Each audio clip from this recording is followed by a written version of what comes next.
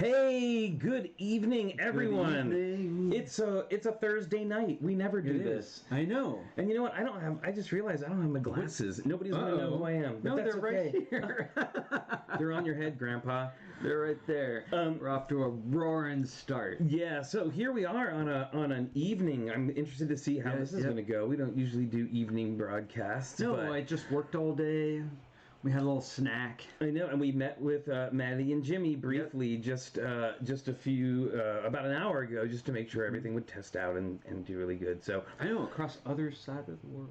I know, literally on the other side of the world. Like, this is so exciting, everybody. So I want to we're going to go ahead and get our get this started. Should we welcome who's here? Might I say, get this party started. Sure. Let's go ahead and say Maddy and Jimmy are here, right in the chat. Yeah. Oh, very good. We've got Shane Levin is here, Minifig Chick, Cornado, Kim. Hey, Zarakino, how's it going, Kim? Stud Sidious, Moto, Zach Martinez. Hey, Moto. Brick Vibe. That's a new one. Hey, how's it going? Welcome. Brick Vibe. Let's see who else we got here. Minifig Chick, of course. Oh, and Maddy and Jimmy are in the chat. That's so exciting. And let's see who else. Holly is here. Very good. Synthetic Mason, insane Lego fan. We have to talk about that. Alyssa's Logan here. Oh, Alyssa's here. Very welcome. Hi, Alyssa. I'm Rick James Bricks. Awesome. So glad you're here. That's so cool. Little Lego Studios. I imagine we'll be having some new people today because we've got such awesome guests. But speaking of guests, let's go ahead and get this started. We're going to go all like old school news reporter guys. I'll get my Walkman headphones in. And hopefully this all is... We'll see. Crossing fingers. We tested this earlier and it was okay. All right, everybody, I would like you to please welcome to the stream, to the TrickyBricks Build and Chat, the fabulous Maddy and Jimmy, all the way from Australia. Hi! How are you? Volume's going.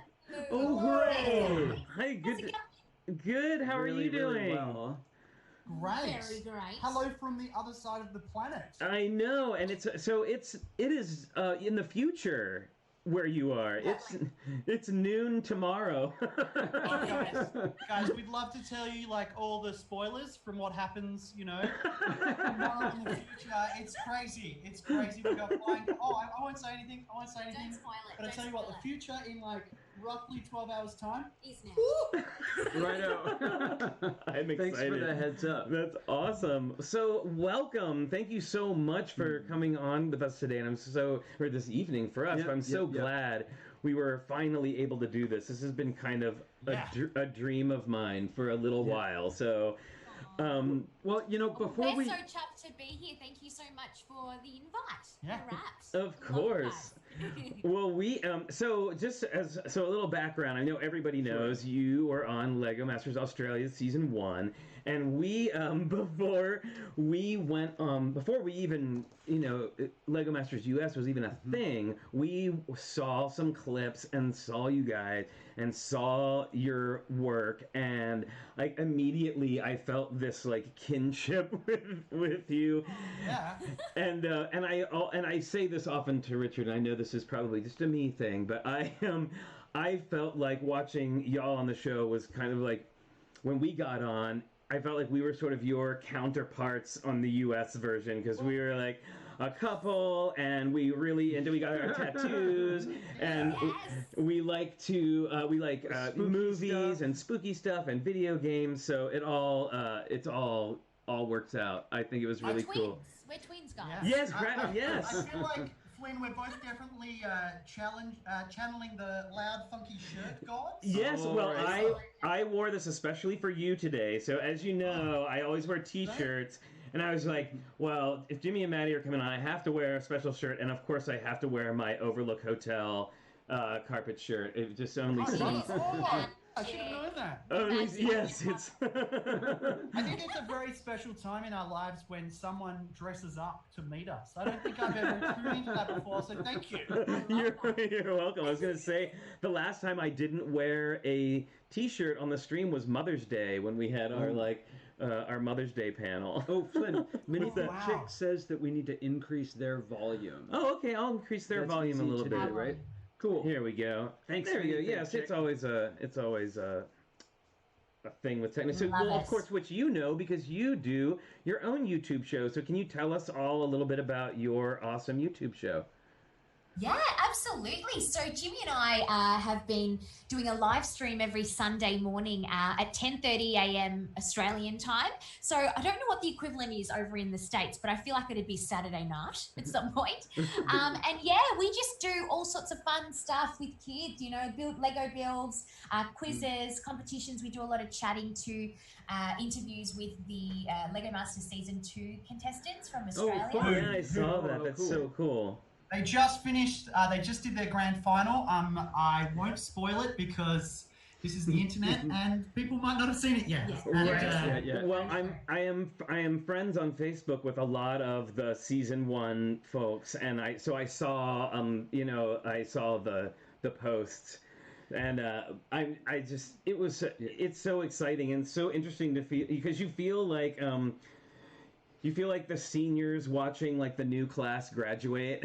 Totally, it's so true. Well, Maddie, what did you say? It was the night after the finale, and what were you saying? Oh, absolutely. I was getting those like emotions of like sadness that it was over, and like my friends, we've all kind of finished this journey together, even though it was just not us at all. this time. Definitely. And I think, because you guys have been on the Lego Masters as well, when they go through similar experiences, when the judges come over and, say, we're not happy with this, I get heart palpitations and I get the sweats going, oh my God, I know exactly how you feel. Yeah. Absolutely. And it goes right to your heart, doesn't it? Oh. Oh, Yeah. absolutely. Not gonna lie though, season 2 Australian Lego Masters was like next level. Jimmy and I have been saying the entire way through, thank goodness we weren't on that season because these guys are so good. I'd also speak to you guys as well. I'm so glad that Lego Masters Australia came out before Lego Masters US because you guys as well. Oh my gosh. Oh, the skill level. Incredible. Well, I see so much that I was inspired by on season 1 and your stuff. I mean, your spooky apartment building, your characters. There's one I really want to ask you about. I only saw for about 5 seconds was the Exorcist scene. I barely saw any of it, but it looked so cool with these amazing figures and animation. Well, I was really inspired by your work. Yeah, I gotta say, I don't want to give any spoilers in case people haven't seen it, but I'll just say, I thought that was one of your best. I just thank you. absolutely That's so kind of loved you. it. I mean, I liked all of them. The spooky apartment totally spoke to us, and I gotta say, I was kind of glad. Well, I really wanted that apartment challenge because my thing is highly detailed, little things. And then at the same time, I was glad that we didn't because you already did the most awesome spooky apartment, and we wouldn't have been able to do it. It would have been sick. It would have been great. I think that was the beauty of the American show compared to ours was there were similarities, but it was such a different show as well, which is great because it just kept us on our seat the entire time. And obviously our host in Australia is a very well-known comedian, Hamish Blake, who's hilarious, and he just had us in stitches all the time. I can't even imagine what it would have been like with Will Arnett, just lurking behind you guys. Oh, he was pretty hilarious and very quick. He always had a joke and always had something to say. But I also found him, and I don't know how you found Brickman, but I also found him a very empathetic host. Yeah. I mean, there were some times when that didn't appear on camera, but there was at one point we were kind of having a rough time with one of the challenges, and he actually came over and just sat on and a stool hung out with and us. talked with us and kind of was surrounded by bricks. It was just casual. There weren't even I don't think it was on camera or anything. It was just I think he broke the tension a lot. And with the Brickmasters, I valued their input, but I also dreaded it because you don't want to be halfway through a challenge and they're like, I'm not feeling it. It's funny you say that because we also found Hamish to be he would break the tension just like that as well. We're sweating, we're stressed, we're working with our love of our life, but that can get a little tense. and he would just come over and you know, yeah, completely diffuse that tension. But what I also loved was, you know, our brickmaster, Ryan McNaught, who we called Brickman on the show. Yeah. He, first elimination, instead of the contestants tearing up, he started to tear up because he had to let someone go. And especially in the second season, I think he teared up every time he had to say goodbye to you know, a team. And I think that's a really beautiful energy about Lego Masters is, you know, unlike other, you know, Survivor or, you know, Married at First Sight, where people are really trying to tear each other to shreds, this one, everyone's really supportive. Yeah. Even the judges. Yeah. It's such a beautiful experience. I've thought about that, actually. I thought about that when we were on the show, that same kind of supportiveness, like that I'm interested to see what your experience was like between the teams as well. We sort of made this family with the other teammates to the degree that the producers were like, you know, you're supposed to be competing. And it just is so emblematic of the whole hobby that we've experienced, that everyone wants everyone to succeed. Like, you'd love to get trophies, but you want everyone to build cool stuff. Yeah, it was pretty much the same. Yeah. Sorry. Other than like one contestant on our show who's lovely, but he was certainly painted as the villain. But apart from that, I think everybody was very supportive. Yeah, it really was. From like the get-go as well, you know, like we met all these contestants before we started building, like the day before, and you know, everyone was just wanting to make friends straight off the bat. And we did, like, I think it wasn't until episode 3 that we had an elimination, so the first few builds were just kind of, you know, paving the way in a way, and then we sort of forgot that someone was actually going to have to go home. The first time someone had to go home, it, like, everybody's stomachs just kind of sank and our hearts went into our throat, because it's like, oh yeah, that's right, it's a competition. Because up until then, you know, we were going out and having dinner with each other every night. We even had a Dungeons and Dragons night. Yay! That's so awesome. So good. And so, yeah, it really was this huge family. And to this day, like, we all keep in close contact. And and as well as the season 2 contestants, we obviously haven't met them in person yet, just in the current, you know, world situation. But we have been chatting to them a lot online, and we've become really good mates with them also. We're so excited to kind of have a bit of a season 1 and 2 reunion at some point. And props to Annie, if you're watching the season 2 Lego Masters contestant. She's been great. I mean, she's created Facebook groups for all of us to meet. So now we're meeting you guys, the guys, you know, in the Netherlands. Wonderful. Yeah. That's so cool. So good. We'll have to create some kind of secret handshake. Yes, we do. Well, I think we need some kind of like Facebook group where we all the international Lego Masters Facebook group. That would be awesome. Everyone could come. That would be so. You know, that would be really fun. I did want to point out that Alyssa mentioned that you guys, and I just have to agree with you, killed the cut in half challenge. Yes. That figure was so bold and so exciting, and I don't know, although maybe you'll tell me, how you got the arm to stay and not fall apart. It was such a bold figure. It was really beautiful. Yeah. Oh, thank you so much. Right back at you guys. That cutting half clock with the moving eye. Oh my gosh. Thank you. Magic. And I think it's probably similar to how you got the moving eye to work. We were just using a lot of Technic rods. That was really hard because we were building off a dummy, and the studs were going that way, so we had to build outwards, but then we had to kind of you know, manufacture and we really, that was the first time. It was so funny because we were learning so quickly. Maddie and I were massive Lego fans when we started the show, but we'd never done a mock or gone to a convention. So our first mocks were on the show. So the very first build, I built this giant monster and I brick built it, and it was solid. So by the time we got to the cut in half, that's when we started to build, you know, frames internally out of Technic, and we were learning so much so quickly. Wow. Oh, so the big creature with the spinning eyes was rock solid? Like Rock is solid. that I Just love it. like me.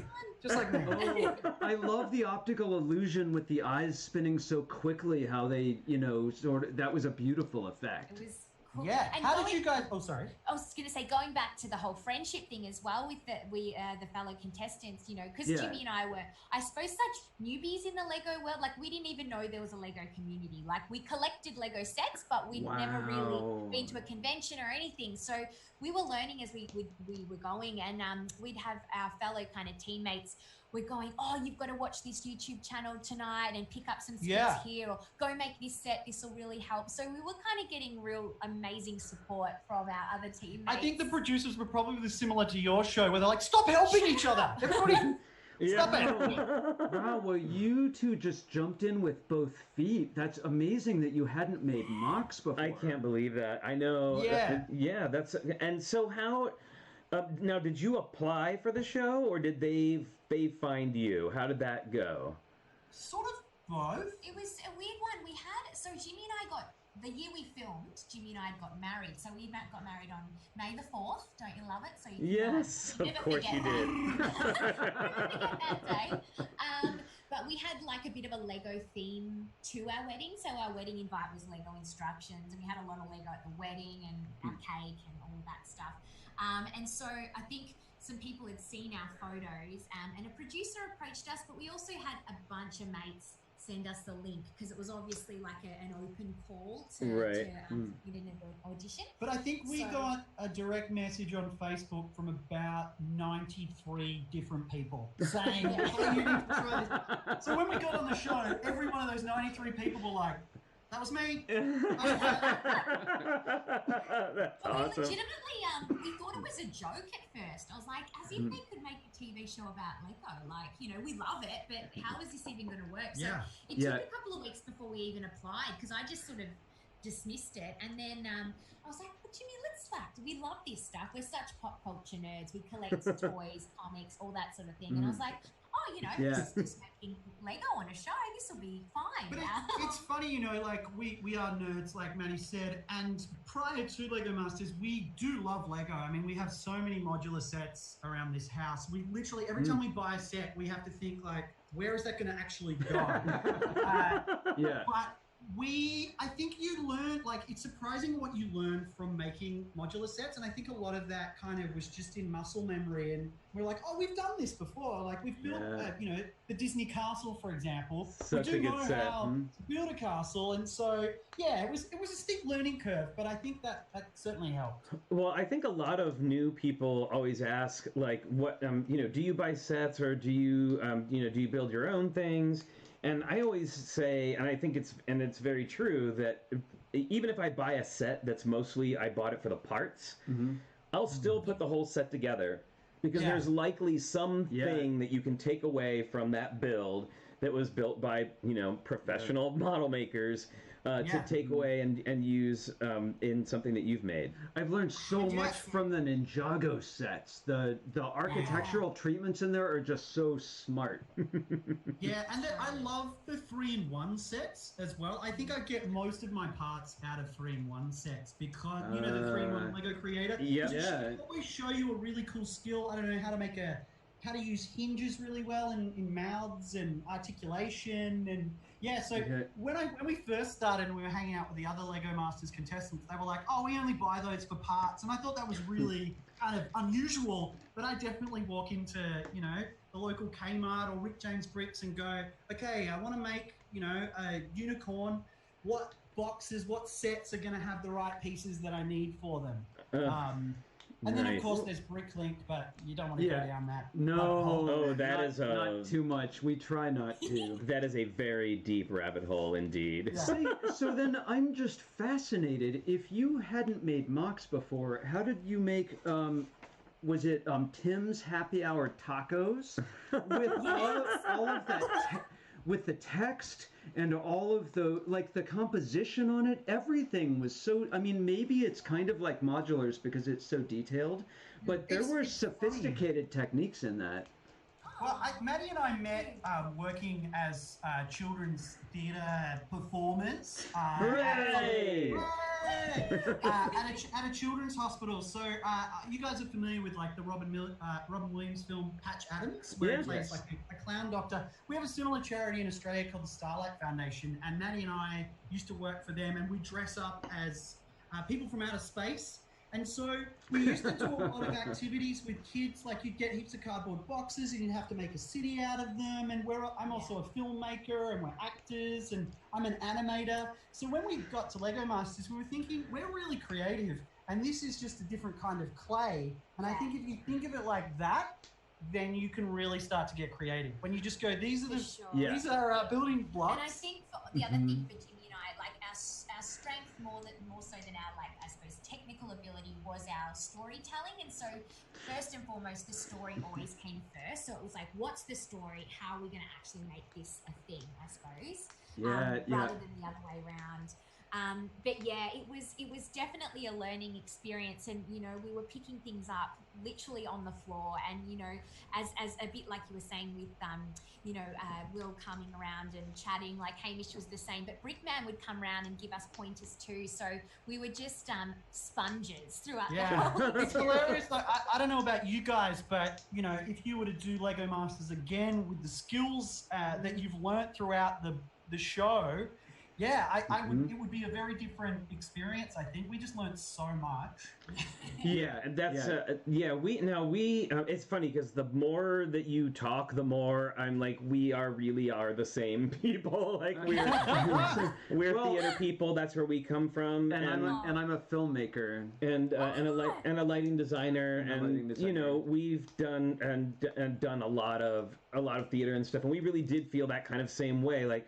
The story is important, and we just sort of went into it kind of trying to find the story first, and then let everything go from there. And when we did pick up Lego, that was definitely the same thing we did. It was like, okay, I've made paintings, I've knitted socks, like I've done like a bunch of other stuff. This is just like this is just a new way of doing it, and it really And I appreciate what you say about narrative, about the storytelling, because I think if you start with the story, then all of your design decisions sort of all go towards that same thing. Yeah. And absolutely. I would controversially say it's probably the most important part. Well, it's also, did you find it stressful to spend all that time with the minifigures? They're so tiny and it takes so long to find them and put them in. Yes, totally. It's absolutely. And I think, for Jimmy and I anyway, like we'd kind of sort of spend the first 15-20 minutes just kind of spitballing ideas, and once one of us sort of said something that we both kind of were drawn on, we'd just kind of go for that. So it was really, I think for us, a bit of a bonding, like a really a bonding experience. Yeah, I think if you're a couple romantically and you can survive and you can still be together after Lego Masters. It's a test, right? You can survive anything. I know. Well, we've known each other since the early 90s, and we had never spent that much time together. Yeah. And we, like, when you're not on set, you're still thinking about it. Right? Yeah, and we've been married almost 10 years, so I know, like, it's a... Congratulations. I love that. Oh, thank you. Yeah. Aww. Very Did soon. you guys... It was, you say about, just keep thinking about Lego. It was funny, we were staying in this place in Melbourne called the Docklands, which is a really inner city kind of area in Melbourne. And we'd finished for the day, and I would literally walk into the city and just see everything as Lego. You're like, how can I make that as Lego? You just can't switch off. Yeah. Yeah, and I find I would like, as we're walking around a block, I'm like, oh, this is how the piece would look in 3D, and this is exactly, and breaking things down into parts. Totally. It just going back to the storytelling thing, I just it made me reminded me of one of your amazing MOCs. I have to admit your dream California Dreamin'. Yes, thank you. It's one of my most favorite. We're obsessed with theme parks in general. Oh, and, so are we. See. Oh, awesome. Again, twins again. Mirror But yeah, that universe. build- Well, that's so... Yeah. Thank you. That was our first thing that we showed anywhere, and we didn't know what we couldn't do. Just like, It's amazing. Incredible. But so much story and detail, and going back to that kind of little vignettes everywhere, and just so much injection of color, which I think is again where we're so similar, because that just makes my heart sing. Those kind of It was quite funny as well because we were really colourful in the show, and you guys would know, like most of, I reckon probably 50% of all Lego is probably grey or Yes. dark Yeah, grey. yeah. And we were just grabbing all these exotic colours, and we were kind of Lego noobs, so we're building out of your dark purples and your lime greens, and people would come up to us and be like, "You don't realise how expensive and rare the Lego is." exactly. Yes. That's true. We had like a little our bit of Mega an City build, right? Yeah, we had a little bit of an idea, but yeah, that Mega City build, like we built like an entire purple building, like it's just like huge. I was like, wow. Why But- not? We're never going to get these colors.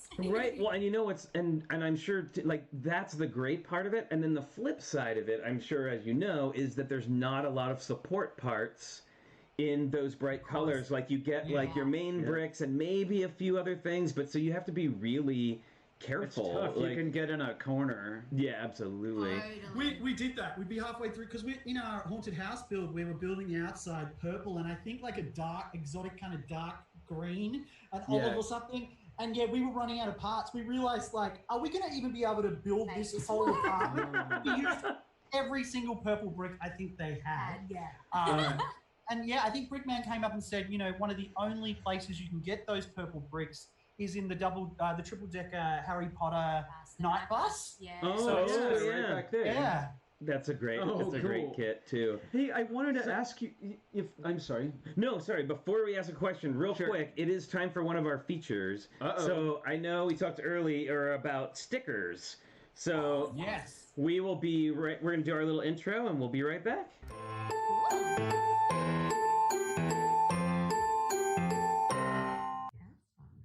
All right, sticker set show and tell. So we will let our guests go first with their Sure. sticker sets. What have you got? What have you got for us? Sure. So Sorry, you go for it. I was just going to say, we are both kind of ADHD kids, so our stickers don't remain on the page very often. So we were watching your streams and going, oh my God, these guys have so many sticker collections. So we are going to show our favorite sticker, but it is attached to a brick. And it's a singular sticker, but That's we went through fine. like all our sets and we're like, what is our favorite sticker in what set? And it did come down to, I'll get you to Yeah. do the I don't know if you reveal guys have ever, I don't know if you can see that. It's like the Jasper stuck in the freezer. From the From the Simpsons, Simpsons. the Quickie Mart. I just loved it. It's just so cute. And the Quickie Mart set is probably my favorite set. One of my favorite sets of all time. And Controversial. that just made me laugh so much when you kind of finally click it in and he's sort of in behind the freezer. And I just thought that was such a clever use of a sticker. To create sort of a minifig in there. But yeah. That's what I sort of love about a lot of the stickers is, if you just view it from afar, you probably don't see half of those stickers. I think a lot of those stickers are just to kind of keep you entertained as you're building. You're like, oh, this is a cute little, really, obscure El Barto graffiti reference, and I'd stick that on, and then you barely see it. But that's what I love, all those little kind of Easter eggs as you're building. Yeah. Oh yeah, we just did on the stream. We just did like it took us forever, but we did the Stranger Things set. Oh yeah, we've got that just Such there. Yeah, that's another one with great stickers, right? Like I love the Jaws poster. It's just a shark, and the little D&D manual made me really happy. Like I just think there was so much clever. to really So love about that. Correct me if I'm wrong, is that the same designer that just brought out the Pirates of Barracuda Bay? Is it the same guy? I think? No, it was Justin Ramsden did that, but his newest thing is Monkey Kid. So yeah, I love Monkey Kid. Yeah, so the lead model designer, his name's Justin Ramsden. We had him on the show the very first day that we worked on it was a Sunday show. The very first day that we worked on that set, and he hung out for a while. And he's done a lot of the Marvel sets, and he's great. And so his latest thing is Monkey Kid, but I don't think he had Monkey Kid's anything very. incredible. It looks really cool. I'm looking forward to went- it. We're having to pace ourselves though. Because we just Right? bought the haunted house and it's arriving in like 5 days. Oh wow! Oh my gosh, I can't wait to see that built. As in Yeah. the new haunted house or the old one? The new one. Well, we have the old one, but we are actually Oh, great. we got the new one, and we're gonna build it on our stream and motorize it so that people can see Oh, what the wow. motorization looks like. So that should be fun. Oh, so what have I we think- got? Oh yeah, so we've got Sorry, stickers just as let's show well. our stickers real quick. Oh, Now yes. this isn't favorite stickers, but we just have a collection. So But we I should- wanted, for some reason today, I thought this one would be appropriate. Oh, nice. This is from 2017. It's Scarecrow's Fearful Face Off, and it came with Batman and the love Scarecrow. Yeah, the spooky That is pumpkins are great. The only Very horror themed. The only difficulty with it, though, is that's a really weird shape and will only kind of fit on one Only or on a that couple flag, of pieces. Right. Hey, could I ask you? You were talking about the spooky apartment building, right? Oh, yeah. I counted like 3 different mechanics in there. You had the fire ghost and the ice ghost were going Yeah. in and out, and then there were the spinning ghosts and the spider that had the Yeah. claws going, right? So were those all on the same gear train, or were there different motors? The spider and the 2 ghosts that were going up and down, they were on this one gear train, and then the because Rotating one. because it's of the nature of how it kind of opened up, the dancing ghosts were on a separate motor And and so a gear train. were you just pretty confident about that all the way through, and it was no problem and super easy, right? No sweat? Yeah, absolutely. No, no.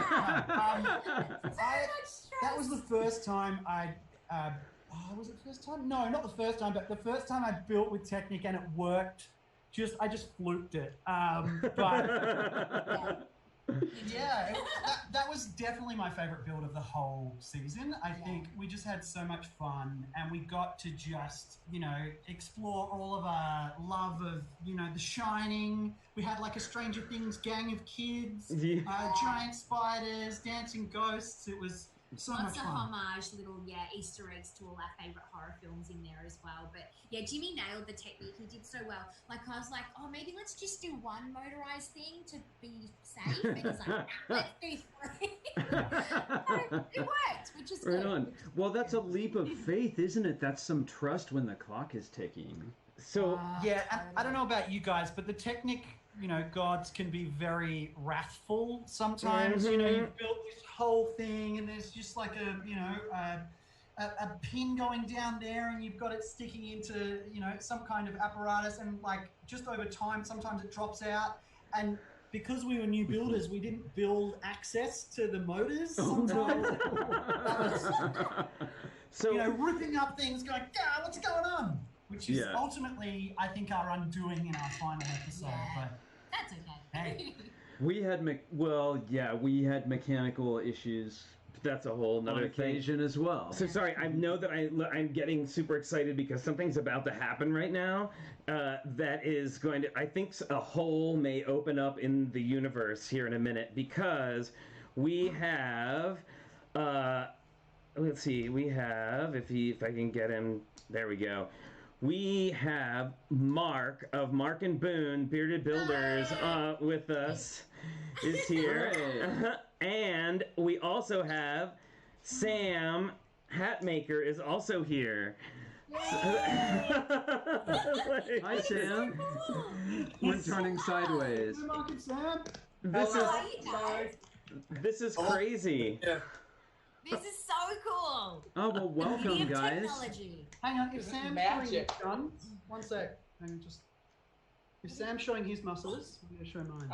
Oh, okay, yeah. Here, I'm gonna roll my I don't sleeves have up any too. muscles. My arms are like, I've got olive oil. There, you see, said we've that. all got. I love it. We Hey, Maddie, you would love that overall. I know. I'm loving the get up there, Sam. That's excellent. All on the top. Apron. Oh, great! Yes. it's just Oh, a you're skirt covering, and you're sweater. protecting the important parts. Exactly. It's just for modesty, really. Yeah, Moto says he thinks the space-time continuum is going to break. I believe it. This is like something is going to happen here. So, how are you doing, Mark? I'm doing good. No, I feel honored to be in the presence of such great builders right now. It's so cool. Vice Who are you versa. talking to? I know, I'm so All honored. everyone. Oh, I never Likewise, guys. like really anything on the show, and that was a whole thing. But now I'm really like speechless. Like I love you guys. Yeah. Oh, right back at you. Right back at you.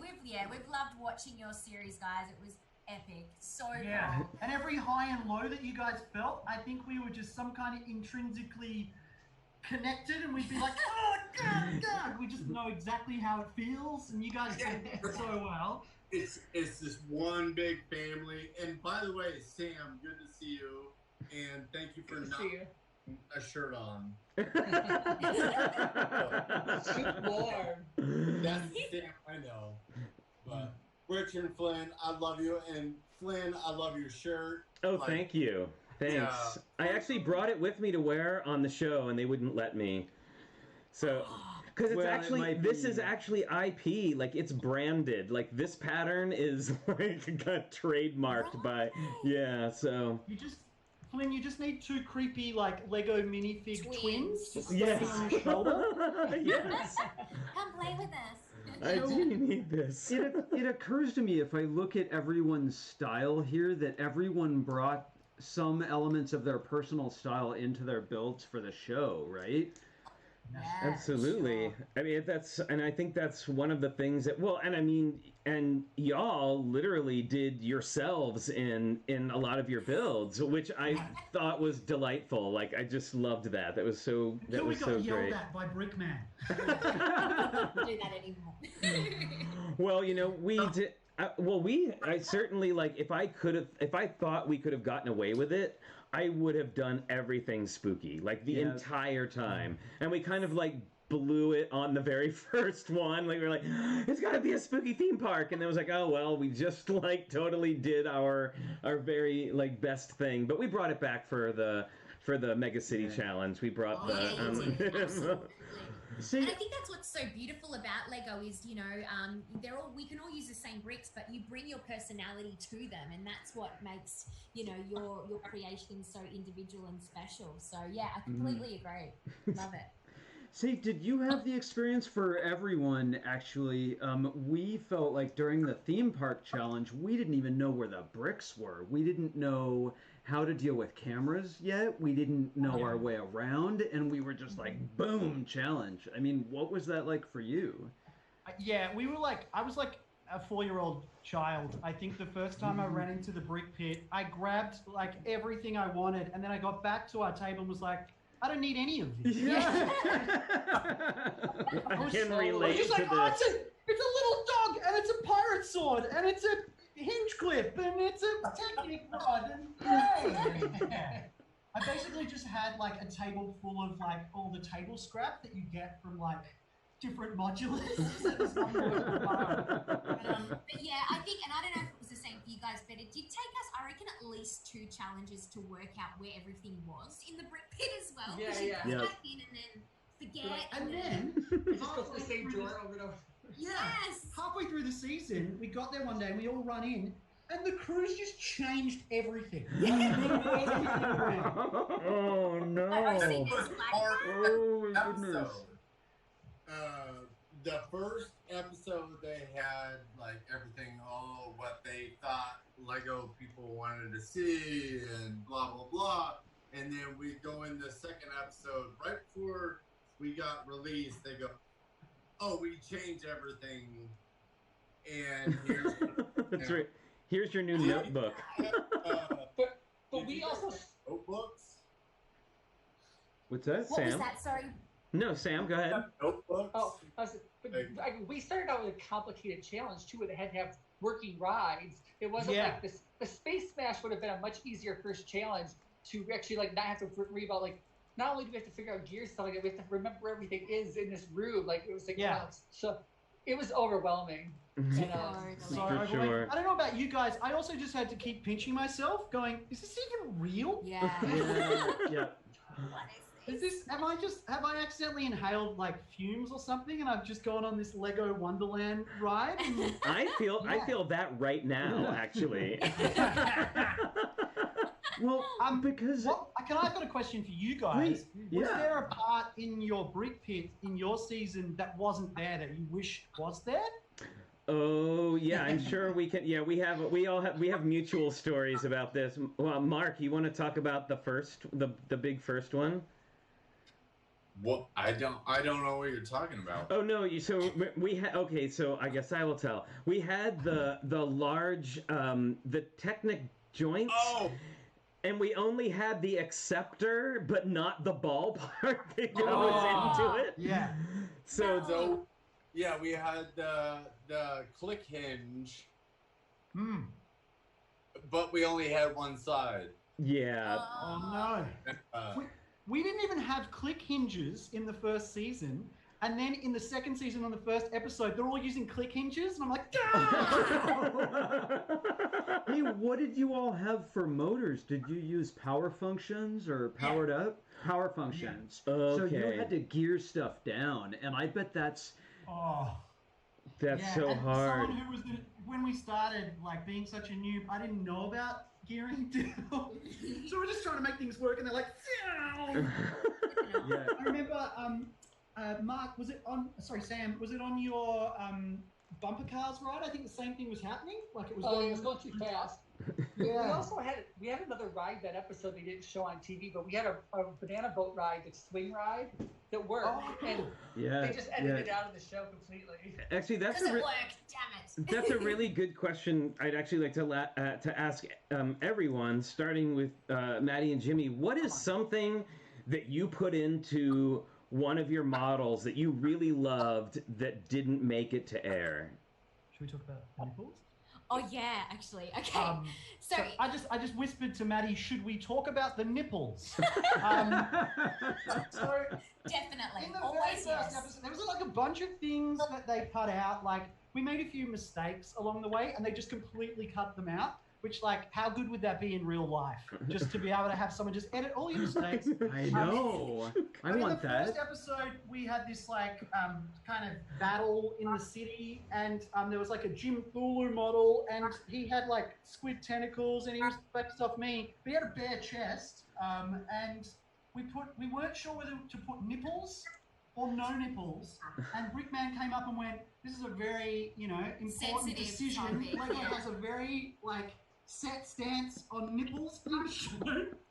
And so, we were really nervous to put nipples or no nipples. But it became a thing, I reckon at least 5 hours of our build, every hour, Brickman would come over and would have the nipple chat. And we had them on standby and would kind of keep putting them on and off. And it was this big thing. And we thought it'd be like a big part of the storyline of the episode. And it was completely removed. No nipples. Now, isn't that funny? Like, in the moment when the cameras are like, they're on you, and we're talking about nipples, and you're like, I'm on TV, and they're talking, what do I do? It can be so stressful, and then it doesn't make it. Hey, I know, right? Sorry, the space-time continuum is about to get a little more torn, everybody.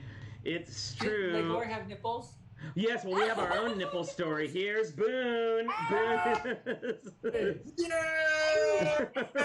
Woo! This is great. So actually we have, now it wasn't our personal nipple story, but it was a group sort of nipple story. So Mel and Jermaine made Legor, their big purple monster for the explosion challenge, and it had like green, he had like lime green nipples. He was like purple with lime green nipples, and they showed it, and then they ended up like, didn't Jermaine have a shirt made with like two green bricks, purple shirt with two green bricks, and it said Space Nips on it? Oh my gosh, that's the best! We need to make you a Jim Bulu Nips t-shirt. I think any t-shirt that accentuates your nipples is great. Yeah, there you go. So actually, we were going around and asking what was something out of one of your builds that you had done that you wished that had made it to air, that didn't make it to air. And I will say this, because of the way the Australian show worked, they had actually more time to show a lot more of the builds. And I got to say, I was really jealous about that, because there was some some parts, of stuff that we made that no one even ever saw it on air. So how about you, Mark? What was something that y'all did that you wish had made it to air? I was just trying to figure that out. Well, one thing is like Boone and I, we had to use like the Macintosh Surface Pro for designing. Microsoft. Is that Microsoft Surface Pro. Surface Pro? I got that right. It's not an iPad. It's a Surface Pro. Yeah. So, we just mostly use it out to write like encouraging notes to each other, and like when Boone would run to the brick pit, I would write like, "You were awesome," and then he would come back and be like, "Oh, thanks, buddy," and then I would run in the brick pit, and then I would have a note like, "Stay cool," or like, "See you next summer." It's basically just a really expensive post-it note. It was just like, Yeah. it was just us like staying happy the whole time. And did they ever show it once? What's that? Did they ever show it once? They never showed it once. I never saw it. Well, okay, I have a side story. Go ahead, Mark. You go ahead. Finish your story. Before you, I just want to say the best quote we ever wrote on there was during the Star Wars challenge when C-3PO said, "I'm gonna tell you advice. Remember how you got here and how far you come, and you didn't come here to lose." So we wrote that on the thing and then said like C-3PO and then put it up in the background. It was one of the most inspirational moments of the entire season for us. We and were both America like, didn't get to see it. Oh, Wow. guys, speaking of crying, I think I cried about 8 times during that episode, the Star Wars episode. You guys were so good. Oh. They were amazing. Oh, actually, so while Sam and Boone are thinking up, we are gonna have. I know that we're gonna have a revolt in the chat any minute because it is well past Logan cookie time. So, if Chewbacca is ready, we will get Logan ready. If anybody else has pets they want to join in, or you can hang out. Boone, did you get your puppet yet? Your pup to get a puppet pet. out. Your pup pet. All right, so here we go. We're gonna just do this real quick. I'll be right back. We're just getting our Wookiee. 1 second. No, that's okay. We have our little opening animation, and here we go. Logan cookie time.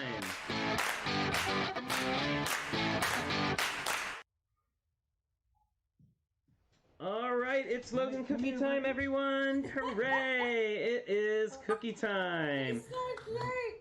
All right, look at that. We All right, love should group we- cookie which time. Logan, meet Chewbacca. Chewbacca, meet Logan. Look, it's a dog friend. Look, Logan, look. Right there. It's your alternate universe brother. All right, yay! What type of dog is Logan? He's so cute. He is an Australian cattle dog. Australian cattle dog. At Yes. least I was going to say he almost looks like a bit of a blue heeler too with him. I love it. Yeah, Beautiful. yes, and yes, they have a dog named Chewbacca, which is amazing. And when they And look how scary he looks. He's just Oh, such a look! handsome You guys didn't know. I got a dog. Yay! It's Logan too. 2.0. Back to Kashyyyk. Awesome. We always love doing group Logan cookie time. We've done it on a bunch of our group streams, and it's always very popular. I wonder what the dogs are thinking. Like, the humans are streaming again. Yeah. I don't know. He knows. He's on the schedule. Logan knows. Like, if he hears, like when we did our test stream with you earlier, if he hears us both go, "Hey!" which is like our usual greeting when somebody pops up on the screen, he will come running from the other side of the house. That's his new doorbell. Because like nobody rings our doorbell much right now, so he's totally like it. he hears the hey and it's all over it. I'm getting a treat now. Boone, Hey, you're Boone. killing me. Boone, is that a dog dog or a rabbit that you own there? It's a dog git. Ah, A rabog. I love it, doggies. Okay, so all right, so back to our question. Something that you built that you wish had made it to air but didn't. Go, Sam.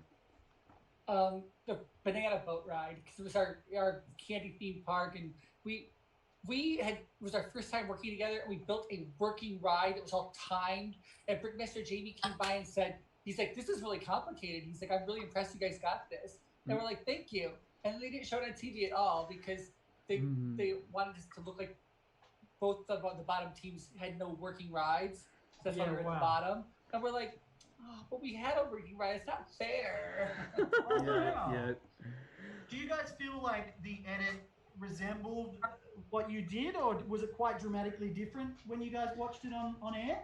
So for me, I would say sometimes yes and sometimes no. Sometimes it was just like, but like for our amusement park, we got a lot of really great compliments on it, and the only thing, and then at the end they said that it's a little blocky, and the only thing that made it to air was they said, it's a little blocky. Well, and there was another one. We had a ride that Brickmaster Jamie actually said that's a ride I'd want to go on. So we had like this giant witch with a spinning, like a teacup ride, but it was spinning cauldrons, and it was like a whole like Hansel and Gretel thing, and we had like a kid who was about to throw up in one of them, and it spun around, and yeah, and it never made it to air. I was really sad because I thought that was fun. Ours, right? That would definitely be ours. Damn, it is funny they don't show those awesome successes a lot. It's more the yeah, things right. that don't go right. Exactly. Well, they're telling a longer story, like they have this, like, because they know before they start editing it, they know the story they're going to tell. Like, it's so weird because we don't see it as it's happening. Then you're like, okay, I understand why they edited it a certain way. Well, so Boone, what is something that you did that didn't make it to air that you wish we would have seen it? I'm sure there's probably a more important one, but the one that always sticks out in my mind is in Dream Park Theme Park, very first challenge. There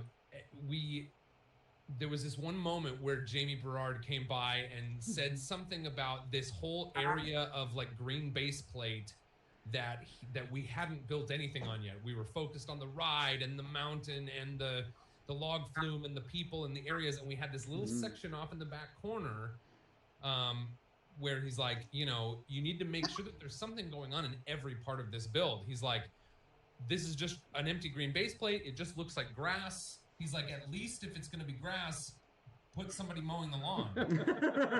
So in the end, we didn't build something there. So I quickly built a lawnmower and like a guy with like the headphones on, and we put down a bunch of the flower stems without flowers on them, so it looked like really long grass. It was like one row of just green studs with the lawnmower in it, so it looked like lawnmower.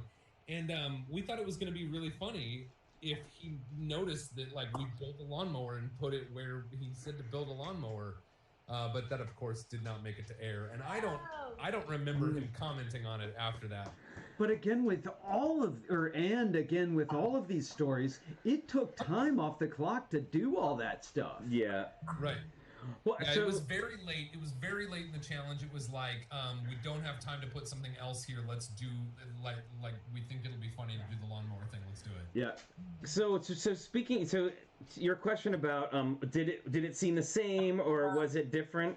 And I don't know if you all experienced this, but when we were sitting watching the show, I was watching other people being interviewed like during their like about their builds, and I remember them saying that. I was like, our table was right next to them, and I remember seeing this, but I was over here, and I remember them saying that. That was really, to me, really, really weird.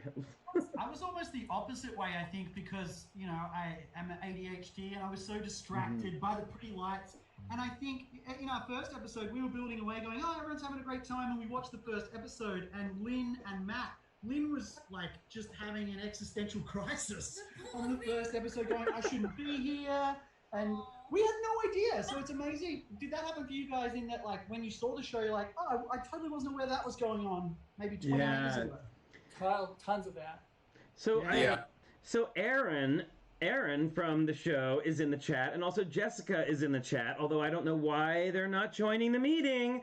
But, Aaron asks, Maddy and Jimmy, not sure if you've been asked it already, but what USA challenge do you wish you'd been able to do, or which Australia Season 2 challenge? Like, what's a challenge that you've seen on one of those two shows that you didn't get to do that you think you could have just, like, smashed it? Yeah.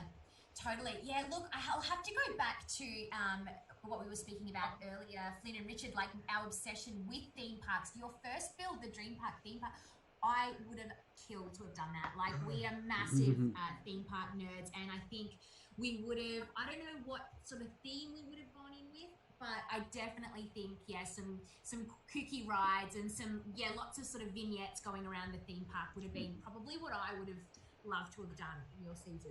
And because I'm a supportive husband, I completely disagree with what Matt said. I have like Mandalorian. You can't really see it, but there's like Boba Fett on my arm, and I've got Baby Yoda tattooed on my calf, which hurt. Like it felt like Baby Yoda had a small lightsaber on my calf. Calf hurts. Yeah, that Star Wars build was cool in Australia, but like in America, I don't know. It's just the home of Star Wars. You guys had droids in there, and you were building like proper battles. In the Australian version, they were just building a spacecraft a ship that could fit into the Star Wars universe. Whereas you guys were making like, oh my gosh, you had like the Endor battle, and it was. Jimmy was like literally crying when he was watching, like happy tears. He was very emotional. And Sam, I'm so like. cute. I'm kicking myself because I can't remember the name of the planet. We were crying too. We cried every episode. I cried every episode. I don't know how you got any work done. I would have just been running around, just playing with toys, and it was so cool. I'm with Maddy though. Before Lego Masters, I had never built anything like an amusement park, and now it's like all I can think about. I've got this table over here. And I'm like, do I build this kind of amusement park or do I build this kind of amusement park? Because I love the roller coasters and all the. Well, I feel like you guys have kind and... of meshed those two together. Am I right in saying that you've recently done this Ewok theme park? Oh yeah, that was amazing. Yeah. Yes, it's that like was the two colliding. Yeah. Yeah, that was an idea that I had and was talking with Mark and our buddy Perry about before Lego Masters. And so then it was just kind of like serendipitous that we both did a theme park challenge and were able to build Endor. And then, of course, after the show, we were able to realize this idea of bringing those two weird things together. But yeah. I don't know if it was So edited in, cool. but I love just like the soft lounge piano playing the Endor Battle Victory music. Yeah, we had it. We had a big speaker under the table. That's so good. So it was like, and it was part of a soundtrack. It was like a playlist that had, I think, 8 or 10 different versions of the Ewok. The what's the Ewok song? The victory music. Yeah, the victory, whatever. Yeah. No. And I just went, When they re-released Return of the Jedi, they cut that song out and put in a different song. yeah, I used the different one too. I used both, but my favorite is of course the original. Yeah. There were so many fun little hidden things in there too. Like his centerpiece was just amazing. Totally. It was stunning.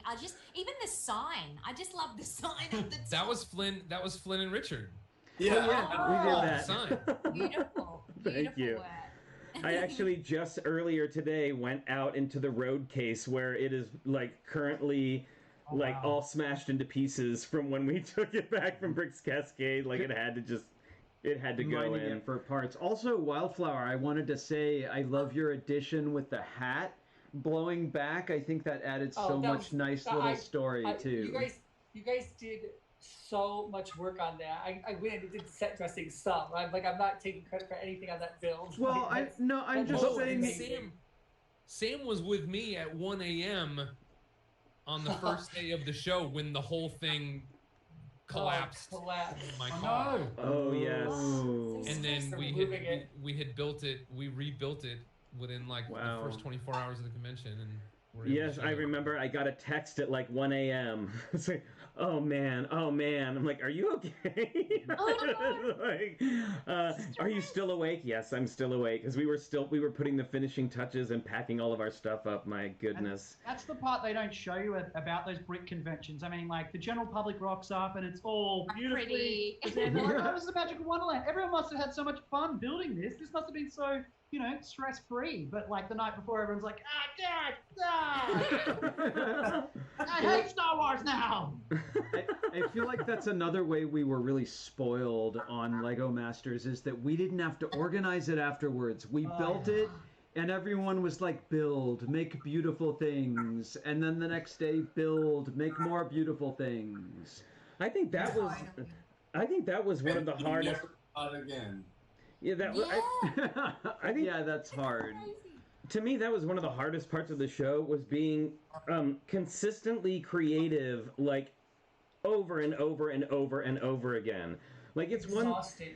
It's exhausting, and also too, like not only are you being creative over and over and over again, but you're having to change creative directions every couple of days. Right? Oh, okay, now I'm being creative at this. Oh, okay, now I'm being creative at this, and it made it. It was really stressful. Like that was, and afterwards, I don't know how y'all did, but afterwards, I was just like creatively blown. And the Ewok Adventureland sign was the first thing that we made since we came back from the show, and we'd been home a couple months, and I was just like, I have no idea what to do, not feeling it. Yeah. Did a We lot of definitely had a sorting. bit of we called it a Lego detox. Yeah. For like a few weeks afterwards. No, I couldn't even look at the stuff. I couldn't look at it. I was like, oh, my brain, it's just fried. Like, I just need, a Lego cleanse, and then, we restart. Lego cleanse. I have a question for you guys. Did they keep your builds after they were built, or did they destroy them to get more parts? Both. Just some. Both. Most of them were destroyed. They Yeah, kept most of them were destroyed, and then they saved some of them and did animations of them. Wow. And we don't know what happened to those, but I had heard through a friend who said that this friend received our Mega City build after the animators had animated it and it was like destroyed. They gave him pictures and he rebuilt it after the animation was made. So I don't really know like what that means, but Maybe some of the builds still exist. I mean, Mark and Boone, your bridge lasted a long time. I'm just sure your sitting bridge is there. right? Yep. Do you think they kept it? I don't know because Last time I saw our bridge, Sam was backstage laying on top of it taking a picture. If it held 1,000 pounds, they're gonna hold me. I'm not Didn't- Did you wear the apron, or was the apron not on when you took the photo on the bridge? After that, I never saw it again. Like, Hey, I need to go Ben. help put my kids to bed. Are you guys going to be on for a few more minutes, or? Well, actually, we've hit the hour mark, and I told Maddy and Jimmy it would only be an hour, and I don't want to keep them if they need to go. That's totally cool. So we may. We can stick around. Well, if you can stick around, great. I'm we sure. can do 20 more minutes. Wow, perfect. All right, let's do another 20 minutes, friends. All right, Boone, go put the girls to bed and come back. Okay, I will do my best to be back before you're done. Yeah, I'm Come sure you back. can. All right. All right. Just read a Should I- short story. Just Should a I short leave? story. Yes. Should I leave or just leave my room? Why don't you go ahead and go to the green room, and I'll bring you back when you All right. come back. Sounds All good. right. I have to tell you, I sewed this apron while I was in Australia. Oh, cool. I love that. When were you in Australia, Sam? I've been there. In 2018 and 2019, I spent 3 months each year there. I love Australia. I would love to live there. Like it was pretty fun. Come over, come back. Whereabouts did you come in when you were in Australia? Well, Whereabouts? my favorite area was Northern Rivers. I stayed in like near Nimbin. And you ever heard of tropical fruits? Yes. Yes, I was at Tropical Fruits. Stunning. amazing. Oh my god. And I have been to Nimbin as well, but if there are children watching, I have not been to Nimbin. Kings Beach. Oh, Kings Beach. We spent last 2 Christmases on Kings Beach. That's what I did on Christmas Day. Kings Beach, that's gorgeous. amazing. I love it. It's a beautiful part of the world and like stunning in summertime. Magic. Oh. Well, we hope to have you back, Sam. You'll have to come and visit in Melbourne sometime. I love Melbourne. I love it. Oh, we definitely want to. We definitely want to. We definitely now we have to come and see you guys. Like it's like it's. I think we just have to figure out a way to get there because I think this needs to happen, like a real life meeting, and really then the time space continuum will then for real melt into a tiny blob. Say, would you indulge me in another question? I'd like to ask everyone, but maybe Maddy and Jimmy first. And that is... We're over the hour. We won't do any more questions. Okay, perfect. Well, I love answering your questions, too. Two more questions. Well, so I'm really curious, as designers, do you now build or design differently than you did before Lego Masters? How has it affected how you build or design? Well, I no longer brick build things solidly. Yeah, absolutely. Very expensive way to do it. I love it. I think beforehand we were just building sort of on a minifig scale, or we were doing very blocky kind of brick head like designs in that kind of I guess Minecraft like cute, really bright, colorful, blocky style. Yeah. But now we're in fact, this is just something that we're it's a little something cool. No, but like I guess I'm trying to find like ways of like being more. Ooh, that's great. This is just sort of built from some spare scraps, but I guess like I love unicorns and all sorts of stuff. So I'm a massive fan of like hinges and toys. So I like to build things that almost sort of mimic action figures. And me too. Yeah. I love the lavender hoods. Are great. That is super fun. Wow.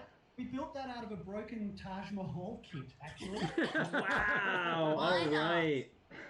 That's awesome. One of our friends was like, "Hey, I've got this Taj Mahal kit. I've got no instructions. There's no box. It was just a crate full of parts." And we went, "Okay, let's just build a Pegasus out of it." And we obviously haven't seen pink. As you should. As you should. I like to think I like to think there's some kind of pink room somewhere deep within the Taj Mahal. I would not be surprised. So Sam, how about you? How did being on Lego Masters influence your building afterward? Your building style afterwards? Oh, so much changed. And when I would get to panic mode on this show, I would totally go back to brick building, like you were saying. Just stack bricks to fill up the space. And I'm like, I know there's a more efficient way to do this, but for me, like that engineering, I was not good at it. I'm getting better. I don't know. It's just not how my brain thinks. I think of the facade. I don't think of how to make the structure inside. Gotcha. Has it affected how you deal with, like, obviously some parts of it were stressful and some parts were not, but has it affected how you deal with stress in your creative process? Oh, for sure. But when I'm at home, I don't have that time stress either. You know what I mean? That's the biggest thing, right? So, and I have reference. Not having reference on the set is a huge thing. Yeah. Like I just need to know what the giraffe looks like. I know it has horns, but are the horns in front of its ears or behind its ears? I don't know, and it's that makes it even more stressful. So like I don't ever have that stress at home. I am a very, very calm person most of the time. Sorry to jump in on you, Sam, but I think that's a really good point, is that we had no reference images at all. Like, yep. I don't think people realize that, you're trying to build a giraffe, for example, but you only have that giraffe in your mind. You're like, actually, what does a giraffe's butt look like? Is my imagination like playing tricks on me now? Are the spots square, or are they like, yes! What shape are they? Like, are they leopard spots? No, that doesn't look right. Yeah, and then the judges will be like, "Oh, you didn't get the spots right." We got into trouble I think for sorry, Mark.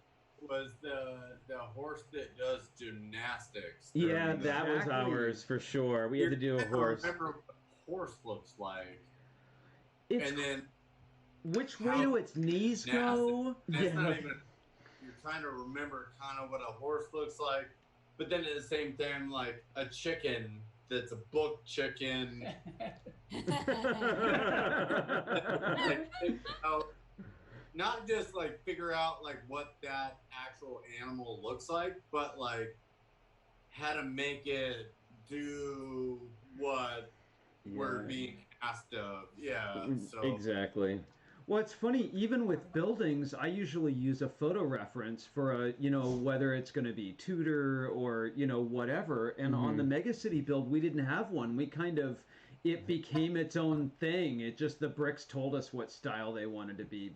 But it's so, and especially, did you both, Maddy and Jimmy, say that you used about 15 minutes coming up with ideas before you would, go off on a direction? Yeah. We generally as the minute Brickman would explain what the challenge was, we'd be like, okay, great, ticking away. And then when we were allowed to start planning, we'd already had a few kind of ideas stashed away. But yeah, I reckon the longest we really took maybe half an hour, I suppose, to kind of come up with an idea. Yeah. I think we were pretty that was our strong point, I think. Then it was actually making it where we were like, how the hell do we do this? Yeah, I was like, what? I don't know where to start. Yeah.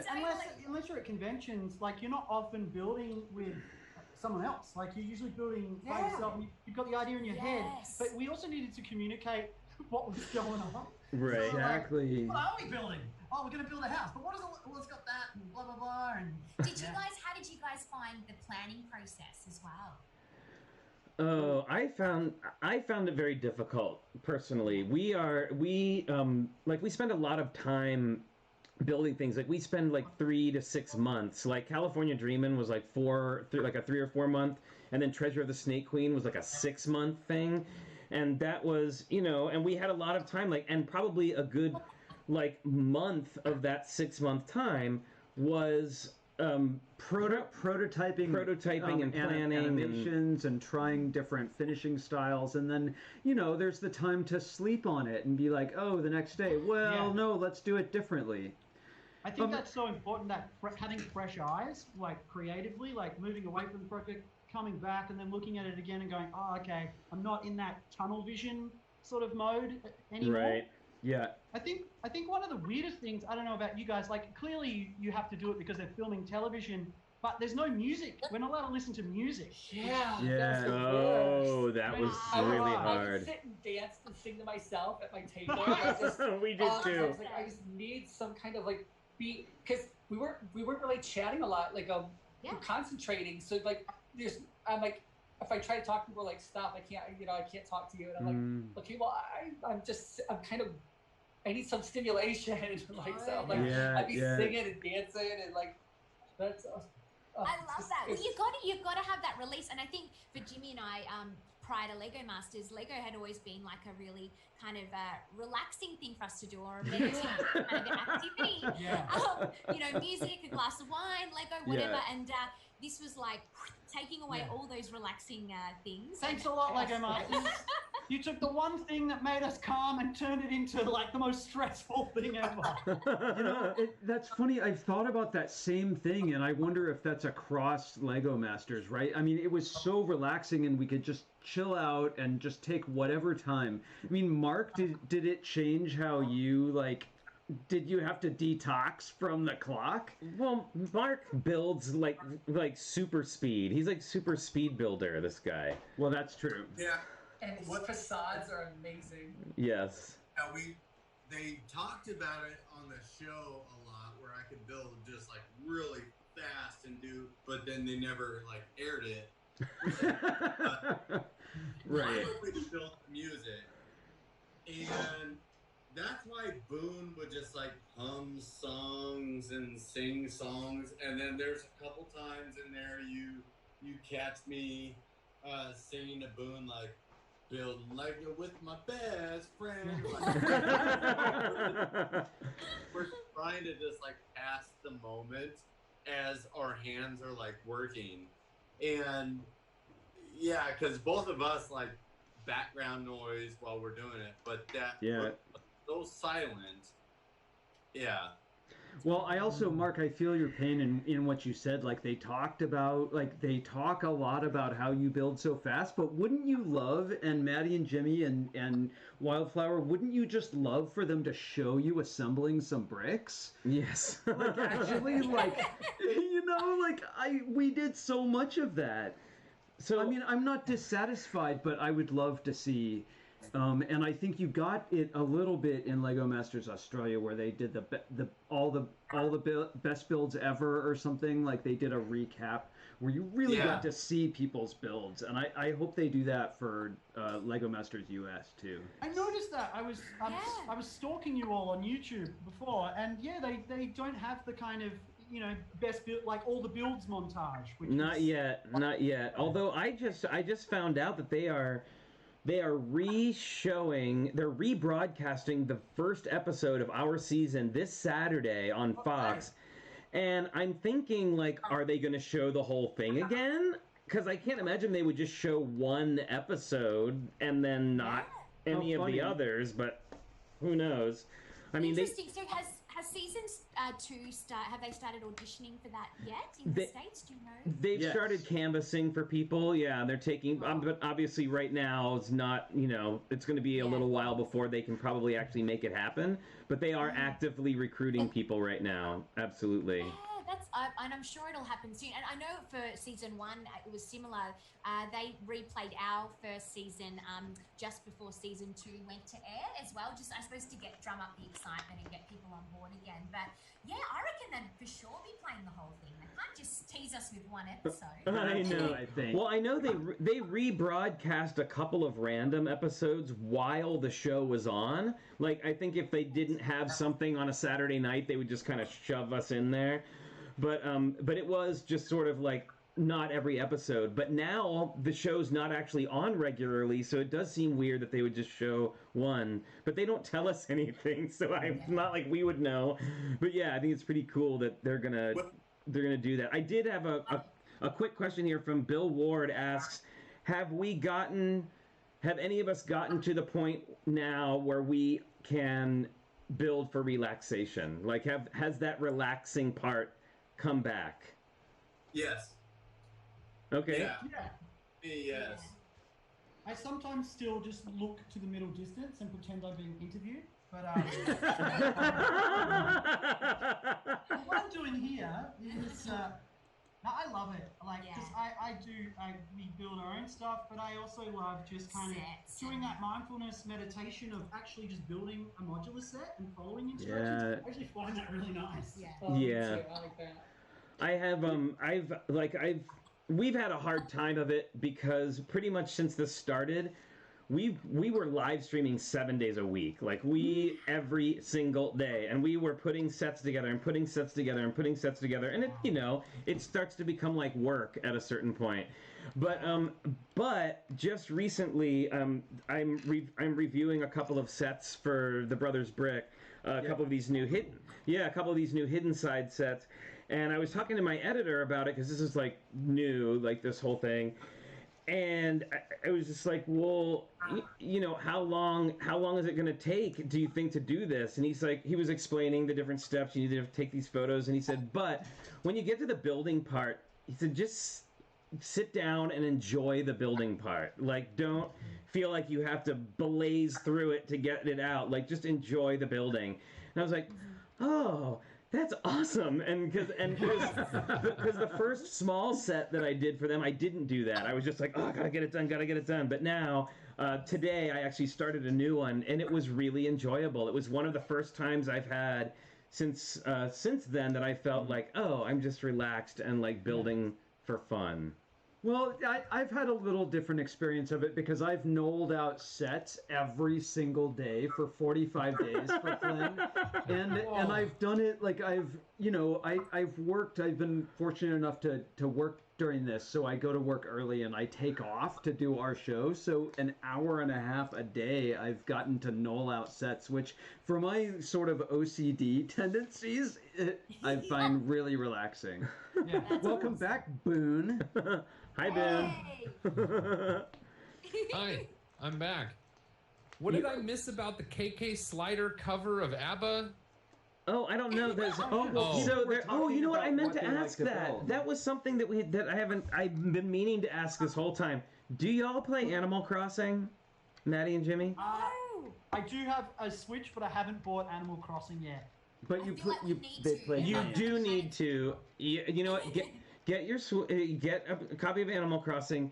It's so up y'all's alley. Like, Okay. start a town, and we will come. I will come and shower you with all the fruit, all the bells, all the things you need to get started. We'll totally get you.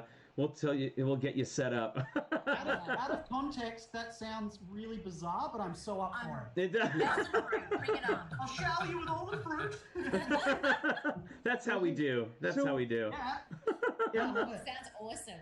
I'm still finishing Zelda Breath of the Wild. Oh, so nice. such a great game. Oh, Now, do we have anybody else here? Who else plays video games here? Who else do we have that's a video gamer? Boone? Boone's a parent. He doesn't have time for video games. I was talking about this the other day. I feel like I end up talking about video games in like every live stream, and I always say like I got lost when it went from 2D to 3D. Okay. Super right. Mario and Sonic the Hedgehog are like my yeah. games, and as soon as we hit like GoldenEye, I was like, nope. Crash Bandicoot. It was like Crash Bandicoot and GoldenEye like totally lost me, and Yeah. I have not played a video game since. Nice. Mark. You left at a great time. It was a good time. It was Yeah. definitely It was a golden era for video games. Golden era. What about you, Mark? Oh, for me, like, I played video games when, I remember GoldenEye, I remember Super Mario, but then after that, I did You're stop and done. go to work and do work and Yeah. not have doing work and So what about you, Sam? I You don't don't strike me as a gamer, I don't think. I used to love them, but I spend too much time working at other stuff. Like I feel like they are, I could be producing and not like if I have one, it's so easy for me to get addicted to it. So I'm it's better for exactly me not the to same. have it. Yeah, There are times I'm like so obsessive with it. If I do, like, especially those open world games, I'm like, I've got to hunt every animal. I've got to get every outfit. I've got to do every side mission.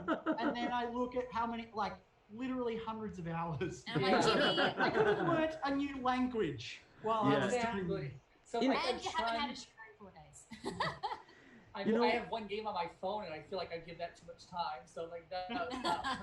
You know, I know we only have a short amount of time left, and how incredibly uncommon it is that we would all be together in one place. I know, I'm still just reeling right now. Maddie and Jimmy, did you have any question you really wanted to know, or the other three of you, any questions you would want to know of Maddie and Jimmy before we go? Yeah, before we have to go.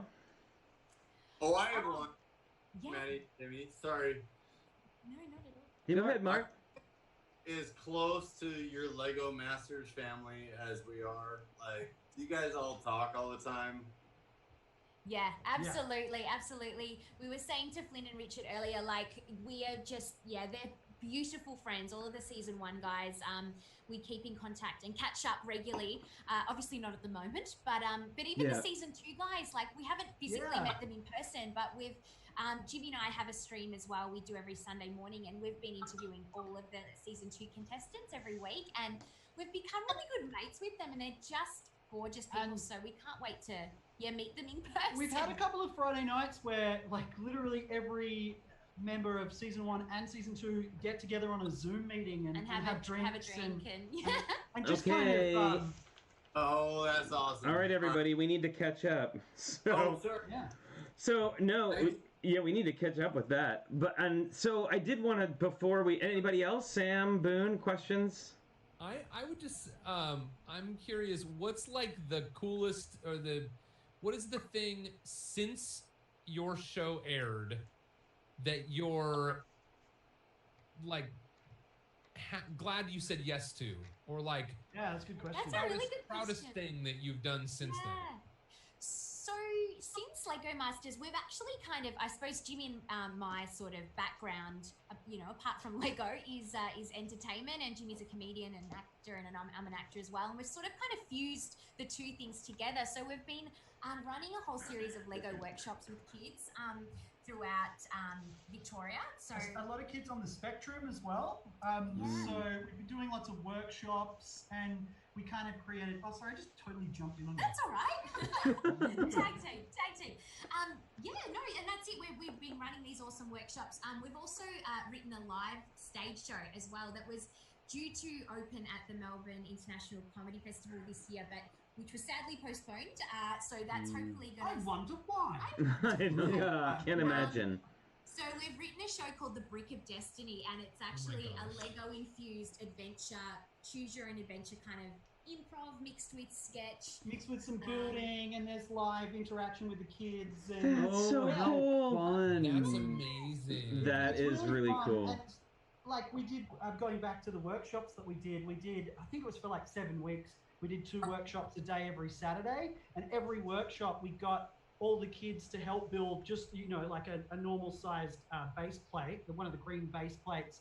And then we put them all together, and each weekend we'd make a little bit of like a Jurassic Park with the kids. So we made this giant dinosaur park that all the kids made dinosaurs for. And it's so hilarious when you tell a kid it's minifig scale, build the dinosaurs to minifig scale, and all the kids are doing like, it was so fun. It's so great. We love it. You know, That's awesome. So can we? So just say a quick thing. Yeah, real quick. One thing I wanted to mention, because I don't know if they do it at conventions in Australia. I know things are, you know, once things get back to that.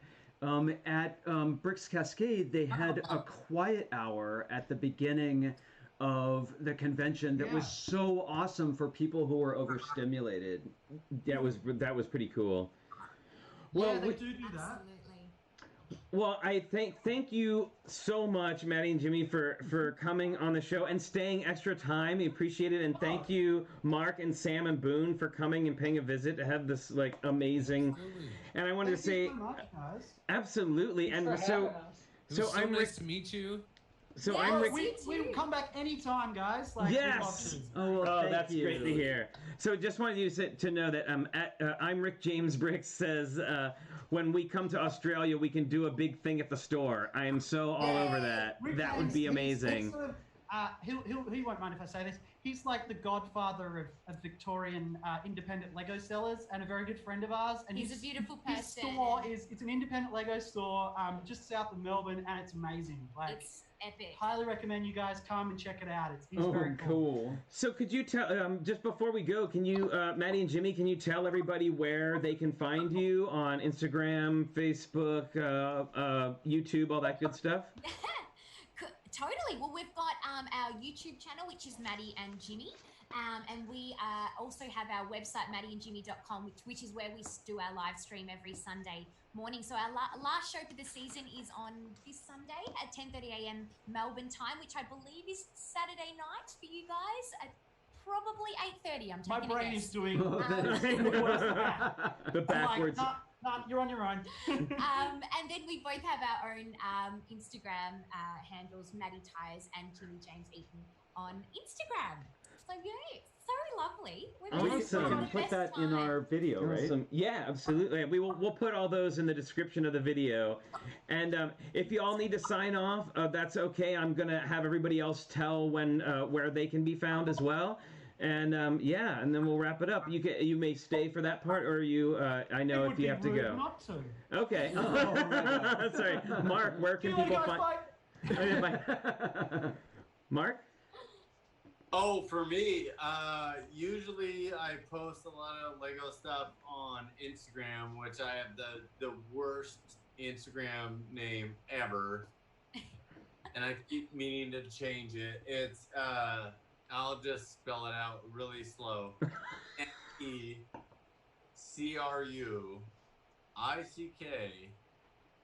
MECRUICKSHNK. Sorry, I keep meaning to change it. I never thought We'll type it out. We'll tell you, me Crookshank. Yeah, Boone. me, Crookshank. It's a joke off my brother. It's not Crookshank. Then yeah, mine is me Crookshank. Yeah. Anyway. Yeah. Boone. Hi. Hi, Boone. Boone Builds. Boone Builds. Boone builds everywhere. Pretty much everywhere. YouTube.com/Boone Builds. Facebook.com/Boone Builds. Instagram, Boone Builds. The one place I'm not Boone Langston, or the one place I'm not Boone Builds is Twitter, where I'm Boone Langston. Wow, very serious. And Serious Mark and I have a shop that you can get to through BooneBuilds.com. So go check out the minifigs and the T-shirts and all that jazz. Awesome. Sam? Samuel Hatmaker on Instagram, samuelhatmaker.com. Yeah, that's the easiest way to find me. Awesome. Cool. Well, you can find us on Instagram at TrickyBricks. You are here on our channel. If you are new to our channel, please hit the subscribe button. Subscribe to us. Find out when we're here. We're here 5 days a week doing live streams at 10 a.m. generally Pacific Standard Time. And you can also, we have a Redbubble store where you can get Logan Cookie Time coffee cups, which I know everybody wants, and T-shirts. I'm so getting one of those. But you can find all about that in the description. So, before we ever got on Lego Masters, I was a big Lego nerd and Super Lego fan, and I gotta say, that Super Lego fan in me is so psyched to have hung out with all of you tonight. What a blast. How fun. Well, thank you everybody so much for joining us tonight. All our guests from all the way across the world, everybody's come to visit. We appreciate it so much. Thank you, everybody. Good night. We will see you tomorrow. Richard and I will see you tomorrow at 10 a.m. Pacific Standard Time. We're going to finish putting together that Lego Ideas pop-up book. All right, we'll see you then, everyone. Bye. Thanks for having us. Bye. Thank you so much. Go build something amazing.